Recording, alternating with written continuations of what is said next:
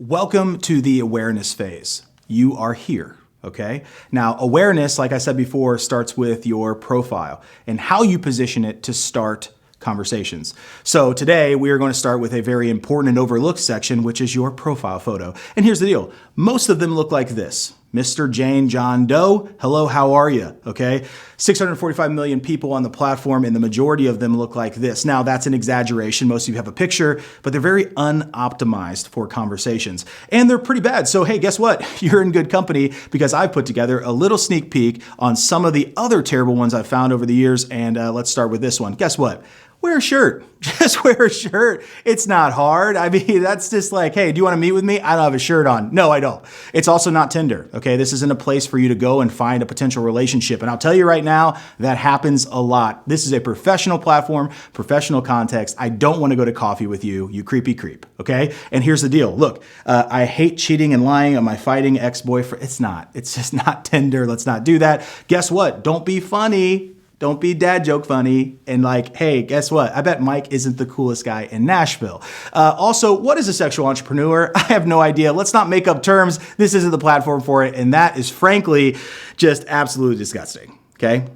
Yes, thank you. Okay, so here's the tips. The tips are that you want to make sure you choose a recent photo that looks like you. No catfishing, y'all, okay? We can't have one from 1996, like this one, when I had a beard. I think the only time I haven't had a beard is when I was in 3rd grade. So this is very much not it. Also, don't doctor him, okay? This is me and Prince Harry if we had a Marcus Harry combo, and that is not who you are going to be in real life. So we want to make sure that it kind of looks like you, right? And this is me. This is my default position. I typically go to farmers markets on the weekend. I carry my girls in a wagon. This is me, all right? And if I show up for coffee, I'm showing up in a vest, most likely, okay? So you're seeing a dress-up version of me. Now here is another section. This is going to be very important. So one, you got to have your profile photo and it needs to look like you. It needs to be somebody that they're going to meet in real life. Now, LinkedIn gives you some opportunities to start conversations using your headline. Now, your headline here is going to be less about what you do. So if you're the CEO or you're the manager, that's one way that people have used it. And I actually think that you can use more real estate. So saying you're an executive leader, I'm a speaker, I'm the head of business development and partnerships, gives people a little bit more. So they're going to see your picture.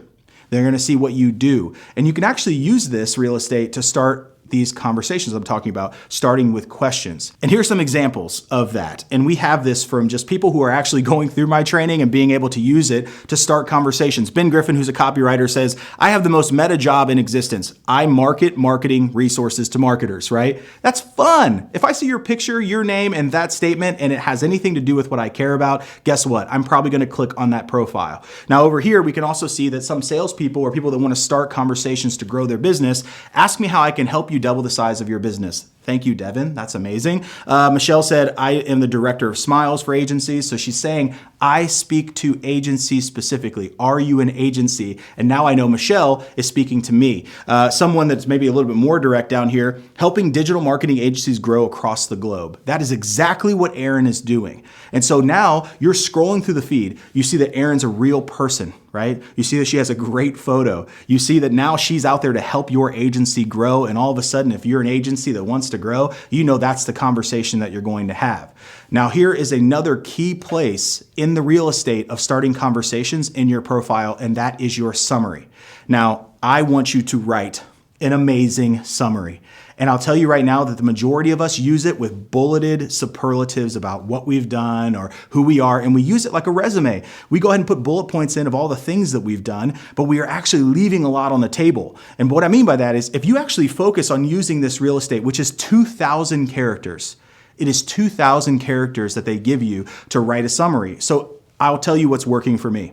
What's working for me is I write in a narrative format. I'm telling a story, and people like to read stories. And if they're reading stories and they're engaged, by the time we get done with this summary after I teach you this, they're going to want to have a conversation with you. So here are the key parts of this. I'm on a mission to overcome the stigma of selling. That is key because that is my mission. That is my vision. I am clearly telling the world that this is exactly what I'm about. The next thing is you want to insert some of your personality. Now here's the deal. I know not everybody's funny. I'm super funny. I'm the funniest, right? But I want to make sure that I connect with you and that you see that I'm a human being. So here we go. When I was a kid, I didn't dress up as a salesman for Halloween, and I certainly didn't ask for sales training for Christmas. The reason why I put that in there is because I want to speak to sales professionals and sales people out there in the world, and that's a highly relatable sentence because most of us have accidentally become salespeople. Most of us didn't go, I'm going to college to become a salesperson. In fact, I was a double major psychology and philosophy. And I remember a very vivid phone call calling my mom and saying, hey, I'm switching my major to psychology and philosophy. And she said, enjoy driving a forklift. Little harsh, Mom. Little harsh, but it wasn't practical. And then I got out there and I'm like, wow, I fit into a world of selling things to people and providing value. So I put that in there to be relatable. Now, when you get down a little bit, because you can keep reading, unfortunately, no one wants to be a salesperson, even though it's the largest profession in the United States. That's big because we're talking about the stigma again. People hate being sold to, but they love to buy. People need salespeople, but equally hate them. There's a problem. That's the problem.